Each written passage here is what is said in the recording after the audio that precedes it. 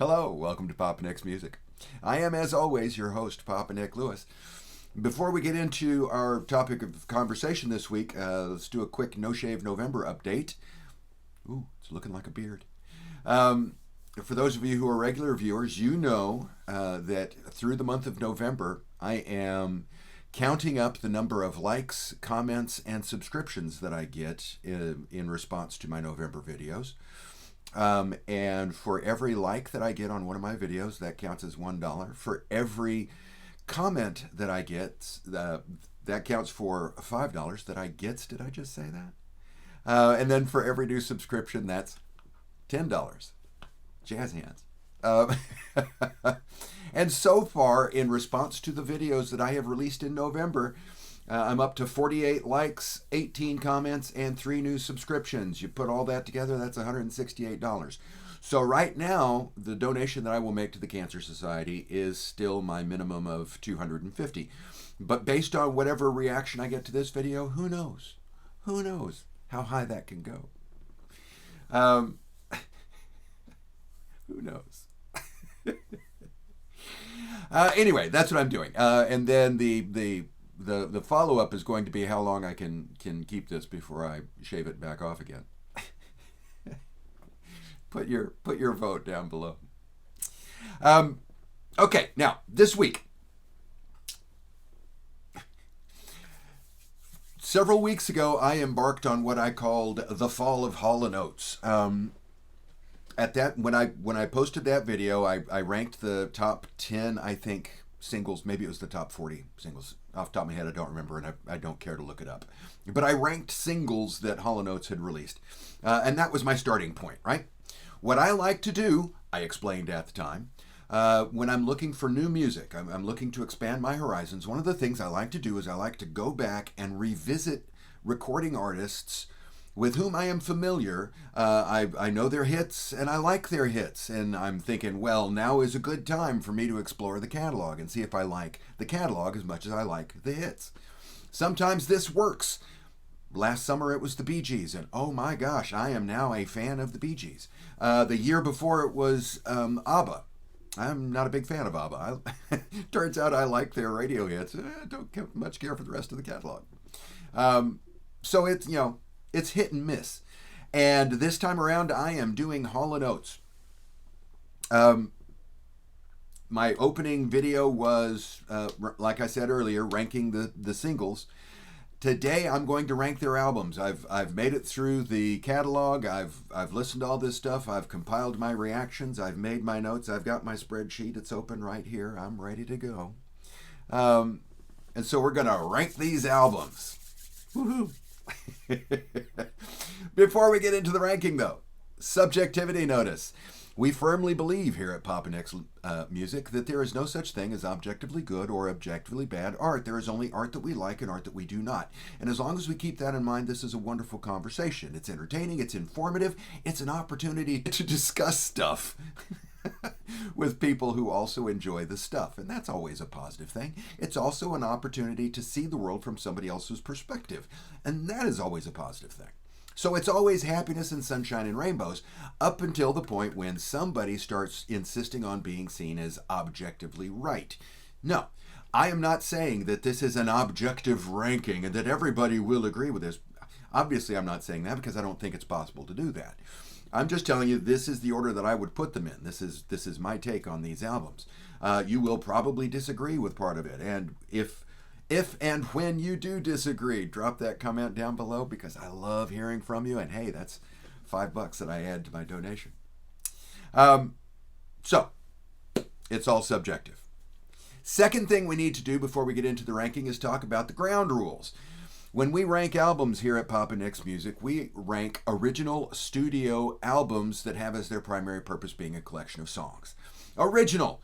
So we don't do compilations. There's 1,001 compilations out there. We are not touching any of them. No. No. Studio. No live albums. There's a bunch of live albums. We're not getting into any of those. Albums. No EPs. To the best of my knowledge, there aren't any EPs unless they were like, expanded singles or something like that. And I'm not paying attention to any of that stuff. That have as their purpose being a collection of songs. Now, This is the awkwardly worded thing that I always have to explain. It is the criterion that I use to eliminate things like Christmas albums and soundtracks, right? A Christmas album doesn't really compare to the rest of an artist's catalog. It's living by different rules. It's accomplishing a different goal. It has different goal. And so, yeah, we're not including the Hall & Oates Christmas album that they released, I don't know, several years ago. I also, though, include tribute albums in this category. And Hall & Oates does have what I would consider to be a tribute album. So we are not going to include in our ranking 2004's Our Kind of Soul. It's not a bad album, don't get me wrong. I mean, I would give it a good solid B, which I would say it's a good album, and I would recommend you pay actual good money for it. It's not a bad album by any stretch of the imagination. It's just, number one, all but 3 of the songs are covers of old soul and rhythm and blues songs. Nothing wrong with that, but it's not therefore a Hall & Oates album. It doesn't really stack up to the rest of the albums. The second problem I have with it is that while it's a good album, it's pleasant to listen to and all of that, at the same time, I don't know that it's necessary. I don't know that Hall & Oates substantially improves on any of these. And in fact, as I was listening to it, I started keeping account of the songs that I put into the category of, it takes balls to record a cover of this. Rock Steady. Are you kidding me? You're going to try to do an Aretha Franklin song? Seriously? Can't Get Enough of Your Love. Seriously? You're going to try to do Daryl Hall? You're going to try to do Barry White? And to his credit, he actually does it pretty well. I'm Still in Love with You. You're going to do Al Green? Seriously? But the grand champion here is neither one of us. Oh my God. You tell me you're going to try to sing a soulful soul ballad that Gladys Knight did? No way. No way. No way, my friend. And I will say that I've seen the live performance of these songs. They released Our Kind of Soul as an album, but they also did it. They did like a little concert of it and released that at the same time. I think it was the same time. Maybe. Let's not get bogged down in fact here. And I've seen that, or I've seen chunks of that. And his live version of Neither One of Us is, I mean, it gives me goosebumps when I watch it. It's much better than the canned studio version. But still, yeah, I would rather listen to Gladys Knight do that. So when I listen to Our Kind of Soul, the main thing I take away from that is, as much as I like Daryl Hall as a singer, I'd rather listen to the originals, because these don't really... They primarily serve to enhance how important, how good those originals were. So I'm not counting Our Kind of Soul. It is not in the ranking. So when we take the Christmas album out, we take Our Kind of Soul out, we are left with 16 albums. Okay, ready? Cool. Let's jump into this. Coming in at number 16, bottom of the stack, the absolute worst. Now, if you've watched one of my album ranking videos before, you know that one of the first things I do when I'm trying to organize these things is I assign letter grades to the albums. I spent the bulk of my adult life as a teacher. Grading is a natural thing for me to do. It's an easy way for me to sort any given thing that I'm looking at into piles. And for me, if I give an album a grade of C, that means it's average. It's typical. There's nothing wrong with it, but there's nothing that really singles it out for attention. It is run of the mill. It is the majority. It is professionally recorded and released music. Okay, neither good nor bad. Just right there. If it gets a D, I don't recommend it. There's something about it that bugs me. If it gets a B, I do recommend it. There's something about it that I like. If it gets an F, oh Jesus, run, run, run, screaming in the other direction. Ooh, save the women and children. If it gets an A, it is very strongly recommended. My opinion of you as a person of good taste and moral fiber will go up a few notches, because you've got a copy of this album in your library. Okay? We don't have any D's or F's in this group. We do have 1, 2, 3, 4, 5 C's here at the beginning. So just know for these first 5 or so albums, this is it's workmanlike, it's professionally done, and you might really like it. And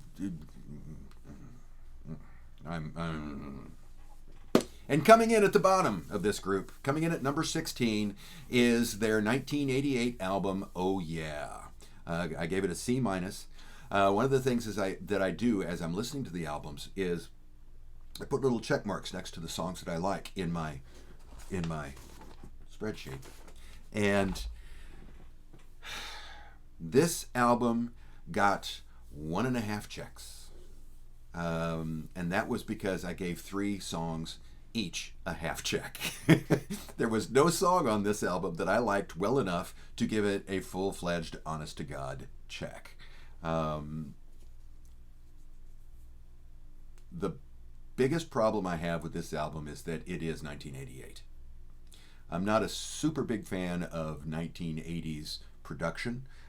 It was a very harsh yet sterile period of sound production, and so if something sounds like the 80s, I'm already kind of flinching myself a little bit. And this album is, oh boy, does it sound like the 80s. My note is this album has not aged well. The 3 songs that I give half checks to are Everything Your Heart Desires, I'm in Pieces, and Missed Opportunity. And with all 3 of these songs, I'm giving them the half check with the assumption that I could somehow theoretically go in and strip all of the 80s shit out. if I have to judge these as they are, not as I think they could be, but as they are, then no songs get checks, no songs get half checks, and this album is probably gonna. I don't know that it could get much lower than C minus without being, actively bad. And it's not actively bad. It's just I can tell you right now, I'm never going to listen to it again. Coming in at number 15, we have from 1974 their album War Babies. I almost said War Babies. I'm not sure what a war baby would be. This album, surprisingly, was to me anyway, was produced by Todd Rundgren, and I'm not a huge Todd Rundgren fan. I'll admit that, but I do have great respect for him, and I do like a lot of the work that he's done that I am familiar with. And so I was surprised that this was not that good of an album. I did not think. There are no great songs on here. I gave a check to You're Much Too Soon. I gave a half check to Better Watch Your Back. So we got 1.5 checks on this thing. That's not a good average. I also am not particularly fond of the guitar tones. The lead guitar sound is. I don't care for the way this thing sounds, and my note says, and the art, all capital letters, is high. It's an album that strikes me as a recording by somebody who's trying to make art. And so, number 15, War Babies. Number 14, I was surprised when I went through and I did my sorting and my tabulation, because this thing became shorthand for everything about a certain period of this recording act that I don't like.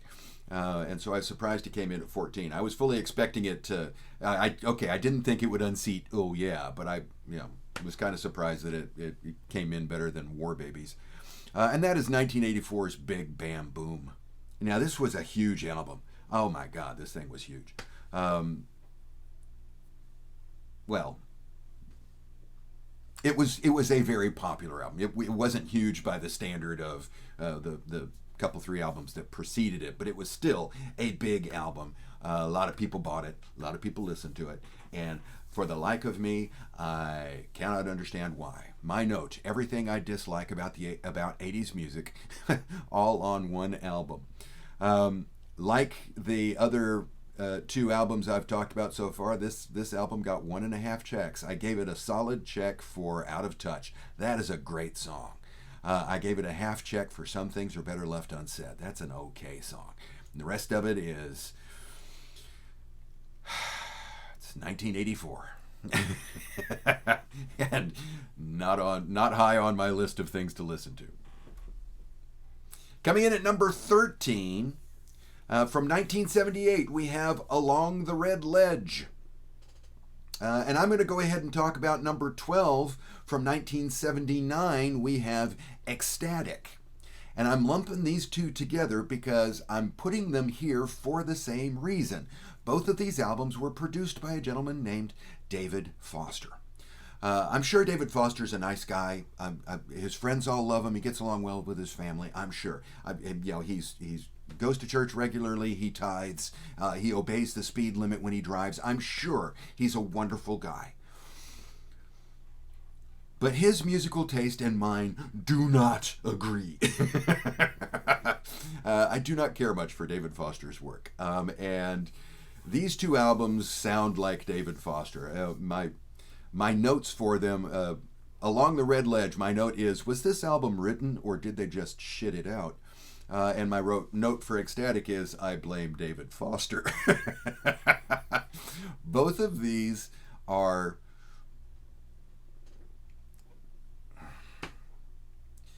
I asked myself in my note if Along the Red Ledge was written, because it seems, ad hoc, impromptu. It's like, first draft. It doesn't seem like careful decisions went into the composition process here. And I'm sure they probably did. I'm not saying that I think that they were slacking as writers. It's just, I don't get the sense as I'm listening to Along the Red Ledge that I'm listening to completed product from the composition standpoint.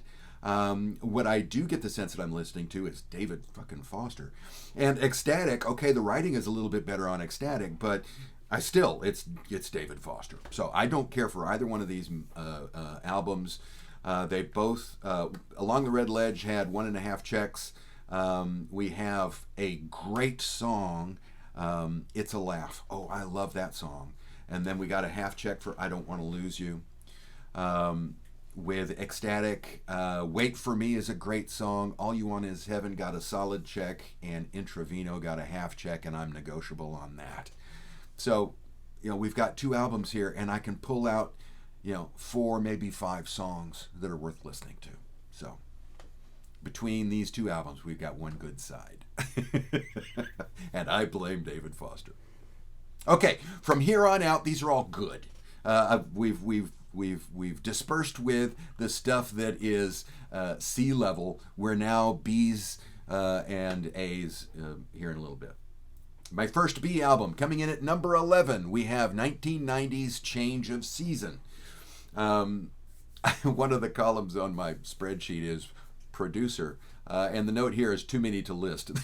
There's 8 or 9 people producing this thing, depending on which track you're looking at, which is not not typically a sign of quality. That means it's going to be a hodgepodge. There's going to be a lot of different things going on here. But overall, the album sounds good. The musical performances are good. My note, it's not great, but it's not bad. It's good background music. And I'm not sure that that's what Hall & Oates were trying to... I don't think they were going for ambient music. But if you think of it as background music, something to put on so that you've got noise in the background that's relatively pleasing to ears while you're focused on something else, this is a good album.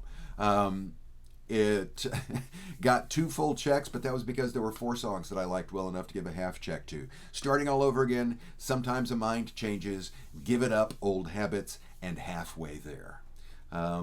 No great songs, no really good songs, but nothing that's really dragging it down either, apart from the fact that it's just kind of bland, right? Change of Season, not a bad album, coming in at number 11. Coming in at number 10, we've got from 1977, Beauty on a Back Street. I give this one, like Change of Season, a good solid B-. we've got, out of the 9 tracks, we have 2 checks. That gives it a check rate of 22.2%, in case you're keeping up with all of these categories at home. Um, yes, I actually have check rate on my spreadsheet. The album was produced by Christopher Bond, and my main note about this album is that it starts strong, but it fades fast. It starts really strong. It gets 2 checks, and it's right there.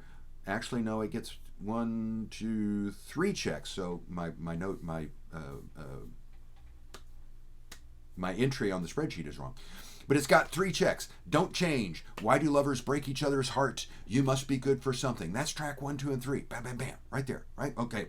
And I listened to those first 3 and I'm thinking, oh man, this is going to be good. And then it never really bottoms out to the point where I think to myself, oh, Jesus Christ, I just wasted time. The way I felt with Oh Yeah and Big Bam Boom. But it establishes an expectation that the rest of the album does not live up to. So that's why it's coming in at number 10, Beauty on a Backstreet, 1977. Coming in at number 9, this is the album I think that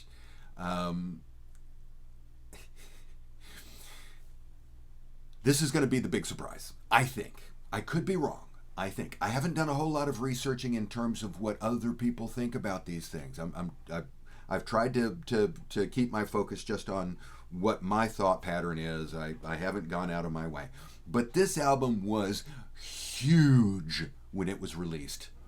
From 1982, we have H2O. This is the album that had Maneater on it. This is the album that had One on One on it. Oh my God, was this thing big. And I'm giving it a B-. We have 2.5 checks out of the 11 tracks.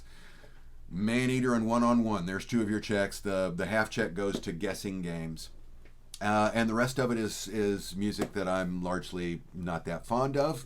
It's not bad, but this thing is hitting as high as it is because Maneater was a really good song, and One on One is perfection.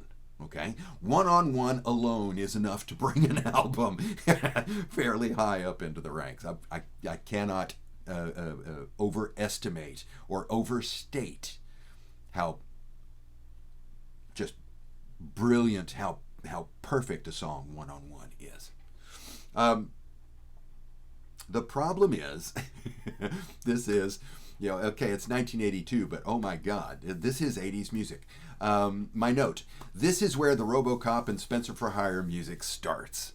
One of the things that I'm noticing as I'm listening to their 80s output, once we get past H2O, when I'm listening to Big Bam Boom and Oh Yeah, or Ooh Yeah, however you're supposed to pronounce that. A song will start and I just immediately flash back to watching crime dramas on TV, things like Spencer for Hire, that always had this soundtrack that was dipped by the ankles into the 1980s, right? Some of these, I could almost see the establishing footage of Boston as we're getting ready to follow Spencer on his case this week. RoboCop, as good a movie as it was, oh my God, the music in that thing was cheesy. And so I'm listening to H2O and I'm thinking, okay, yeah, this is Spencer for Hire music. And while I love Spencer for Hire as a show, I'm a big fan of Robert Urich and Avery Brooks both. I think it was well written. I think the performances were good. I think it was a strong show. It had some pretty crappy music. Yeah, that's why H2O is down here at number 9, which I think, like I said, and when I started talking about it, is several notches lower than most Hall & Oates fans are going to put it. Coming in at number 8, we have, from 1972, their debut album, Whole Oats, produced by Arf Mardin. I was surprised to find out Arf Mardin was the producer on a couple of these things. They don't really sound like the albums that I would associate with R.F. Martin. Hall Oates was a decent album. It's a very that's my note. It's a very earnest album. I listen to it and I think to myself, okay, this is these are songs written by people who want me to know that they are artists. By Henry. It's a very earnest album. Here, audience, is our art. All capital letters. That is literally my note for Hall Oates. It's not a bad album. I'm giving it a B. I enjoyed listening to it, but there are only three songs that I gave checks to. I'm Sorry, All Our Love, and Good Night and Good Morning. I like those three, and the rest of it was serviceable, decent, not going to make your ears bleed, but not something that I'm going to go out and buy either. Coming in at number 7, from 1976, we have Bigger Than Both of Us. Bigger Than Both of Us is a one-sider. I did a video several months ago with my top 10 one-siders. To me, a one-sider is an album where you really like side 1, but side 2 is just kind of and so you play it on you're always listening to side 1. It's the kind of album that when I was young I hated having on cassette, because that meant when I got to the end of side 1 I either had to rewind the whole damn thing or I had to listen to side 2 before I could listen to side 1 again. That's a one-sider, and Bigger Than Both of Us is a one-sider. The thing about it is the songs, I think, sound better than they actually are. It sounds good. Back to that, background music thing. Album was produced by Christopher Bond, and he did a really good job, I think. We've got one great song on here, Rich Girl. That's a great song. And then no songs that got full-fledged checks, but a slew of songs that got half checks. Back Together Again, Crazy Eyes, Carrie, Do What You Want, Be What You Are. I'm going to get pushback on putting Do What You Want, Be What You Are as a half check. I mean, a lot of people are going to say, no, that's one of their classics. And yeah, you think it's a classic because you're listening to Daryl Hall sing it. And Daryl Hall, yeah, he sings the shit out of that song. But the song itself is... and that's side 1. So side 1, I got one, really strong song surrounded by stuff that is competent, that is slightly above average. But side 2 is all average, run-of-the-mill, what you would expect from an album recorded in 1976. So, coming in at number 7, Bigger Than Both of Us. Coming in at number 6, there were a few surprises in this. I was surprised that R.F. Martin produced a couple of these albums. I was surprised Todd Rundgren produced that War Babies shit. And I was surprised that their 2003 album, Do It For Love, is actually pretty good.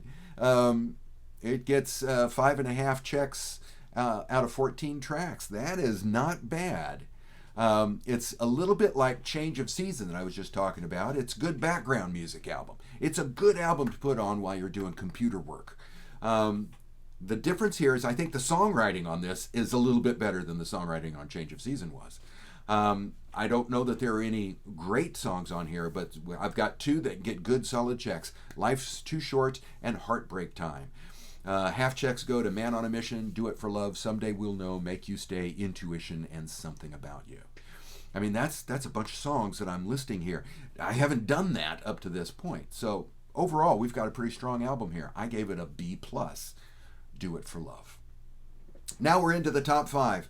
All 5 of these are A-level albums. We're starting off with something that's actually, if I'm giving it a grade, it's going to be somewhere between a B- and a B+ and an A-. But I'm going to go ahead and bump it up to A because I think it makes for a better countdown.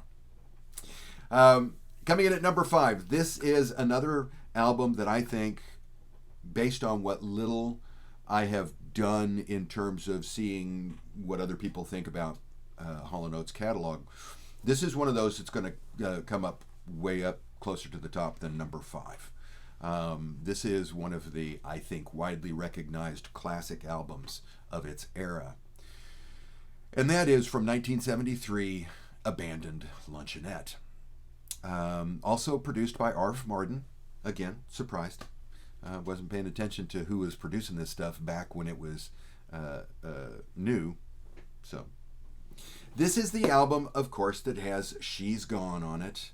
Oh, She's Gone. That is a brilliant song. My note, though, for Abandoned Luncheonette is I expected more, but it's not. It's a good, not great album. I was expecting this to be a fantastic album. Believe it or not, before I started this process, I had never heard the entire album of Abandoned Luncheonette before. I'd heard the hits, but there were only 2 of these albums that I knew as albums from when they were first released, and I'll point them out as we get to them. I was aware of Abandoned Luncheonette. I remember seeing the album in the stores and that kind of stuff, but had never really listened to it. And so, because I have seen a lot of people list it as one of the great albums of the 70s, I was expecting it to blow my socks off, and it didn't. I think She's Gone is a great song. I've got 3 categories for the songs on my spreadsheet. I've got great songs, checks, and half checks. And She's Gone is a great song. It was a horrible oversight on my part when I did my single ranking that I didn't include She's Gone. And I didn't include it because when it was first released, it didn't chart. It was later re-released, and it did hit the top 40 or whatever the metric I was using for the ranking, which somebody pointed out in the comments, and I didn't look it up before doing this video, so I apologize for not giving you credit for pointing it out. And had I noticed that it charted on its re-release, I would have included it, and it would have been a good solid number 2. I mean, one-on-one, I think still beats She's Gone, but I don't know that Hall & Oates has released anything that's going to compete with She's Gone other than One-on-One. So that's a great song. And then we've got Had I Known You Better Then and Las Vegas Turnaround. I really liked both of those. Those got full blood checks. The title track, Abandoned Luncheonette, and Every Time I Look at You got half checks. And the rest of the album is, serviceable, competent, professionally done, but not great, right? So Abandoned Luncheonette, like I said, B+ to A-. It's got a check rate of about 45%. That's not bad. But it's not as good as number 4. For number 4, I've got 1981's Private Eyes. This is one of the 2 albums that I actually owned a copy of and that I listened to and that I'm familiar with since it came out in 81. And I like this album. I think it's a strong album, but I don't think it's a great album. That's literally my note. Strong, but not great. We've got some great songs on here. Private Eyes, the title track. I Can't Go For That, No Can Do.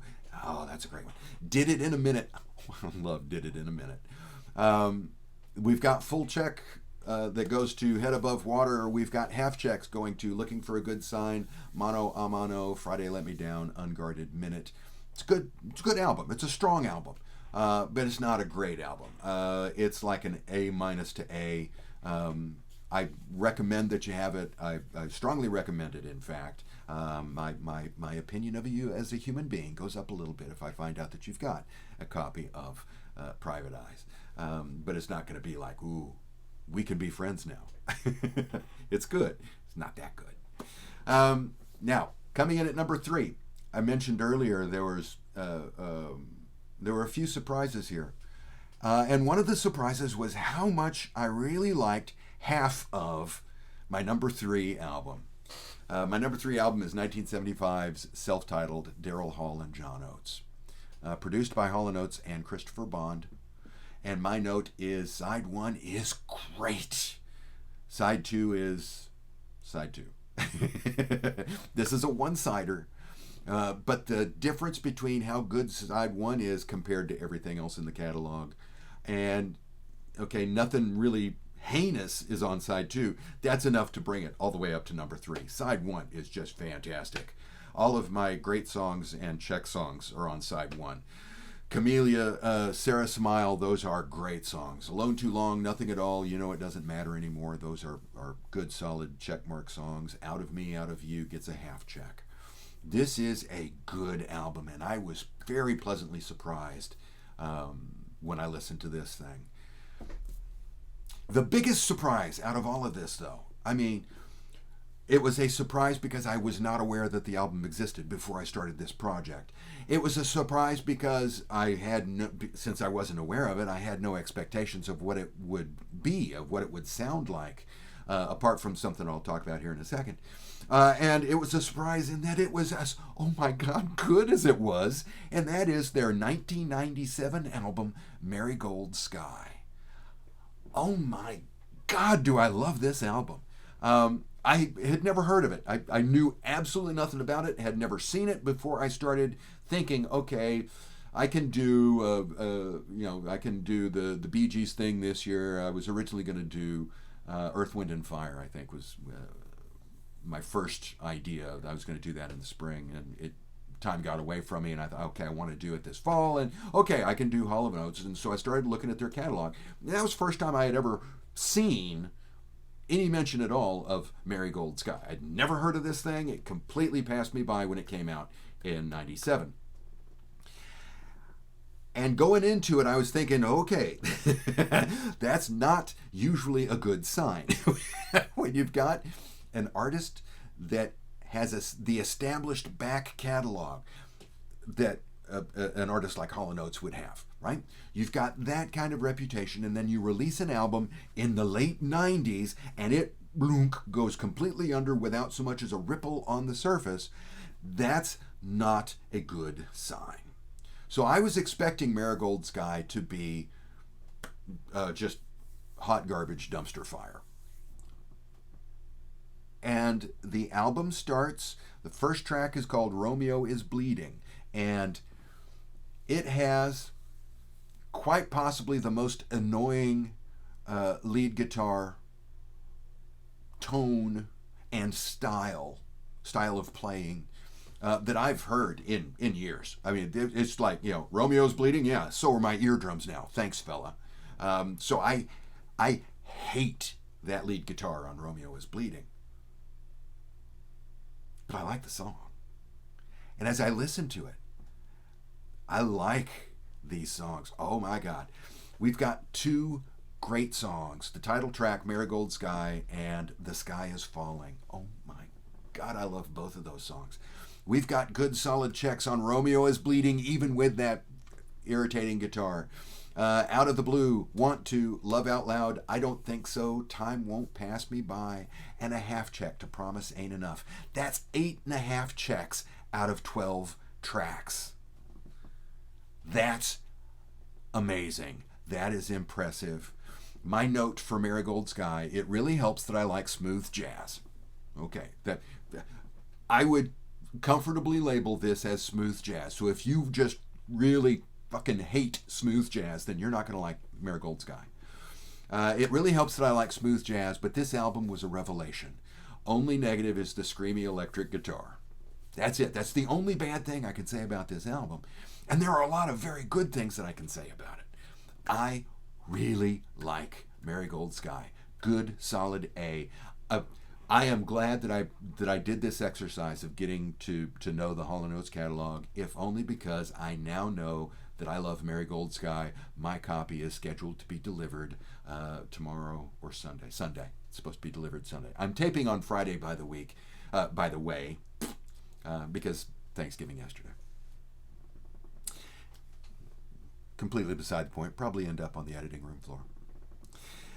So Marigold Sky. Oh, I love that album. But it was not good enough to unseat what I kind of suspected was going to be the number one album heading in. And it was the number one album. That is 1980's Voices. I love Voices is a perfect album. There is nothing I can say that is negative about Voices. We've got 11 tracks on here, and of those 11 tracks, all of them get at least a half check. I've got one half check song, Africa. That's it. That's what's wrong with Voices? Africa. Africa is a song that I like. It's a song that I think is good. It's a song it's entertaining to listen to. And that's the worst thing I can say about this album. Everything else is stellar. We have great songs. How Does It Feel to Be Back? Kiss on My List. You've Lost That Lovin' Feeling. You've Lost That Lovin' Feeling. Now that's a good example of a song that they did as a cover, right? They're telling you like you need to know that. And I think they improved on it a little bit. I'm not saying that their version is hands down better than the Righteous Brothers version, but I can see why they would do that version. And I think listening to that is an experience that compares enough to listening to the Righteous Brothers original, right? With Our Kind of Soul, I listen to those things, I listen to those versions, and all they do is make me think of the originals. They don't exist in their own space. They call back to that other space. You've Lost That Loving Feeling has its own space. You Make My Dreams, that's great. Every Time You Go Away, oh my God. I mean, these are all great songs. Everything else on the album, like I said, got a check, except Africa, which got a half check. And if the worst thing I can say about your album is you've got one song that I think is really good instead of borderline perfect, yeah, that makes this a perfect album. To say that Africa is a good song, it's just not as good as the others, that's nowhere near saying Africa is a skipper, right? And that would be the only thing that could possibly keep this from being a perfect album, is if one of these songs was bad enough that I would regularly skip over it. But that's not the case. Voices, my number one. It's a perfect album. So, that's how I would rank the albums of Hall & Oates. How would you? What do you agree with? What do you disagree with? Where did I go off the track? Oh, how could I have said such a horrible thing? Drop that comment down below. I always love hearing from you. And remember, through this weekend, I mean, well, until I actually make the donation, I will keep updating the tally up until the point when the payment is made. But if you comment on this video, that's $5 that goes into the kitty for the American Cancer Society. Let me know. I always love hearing from you. As always, if you enjoyed the video today, I'd appreciate it if you'd click the like button. There's a buck. Go ahead and click the subscribe if you've not already done so. It costs you nothing and it means the world to me, so I very much appreciate it. That's also $10 into the kitty. If you do click the subscribe button, click the bell for notifications. The YouTube folks like that. Thanks again for hanging out with me today. I enjoyed it. And I hope that the rest of your day is gratifying. See you soon.